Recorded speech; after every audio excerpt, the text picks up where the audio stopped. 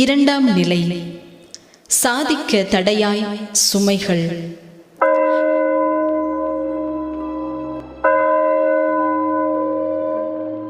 வீறுகொள், துணிந்து நில், நான் உன்னோடு.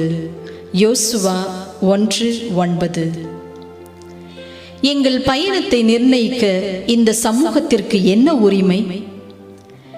எங்கள் சாதனை பயணத்தை தடுக்க சுவர்கள் எழுப்ப இவர்கள் யார் என கோபப்படும் என் அன்பு வாலிபனே, வாலிப பெண்ணே, உன்னோடு நானும் வருத்தப்படுகிறேன். அதே வேளையில் உனக்கு ஒரு வார்த்தை சொல்ல விளைகிறேன்.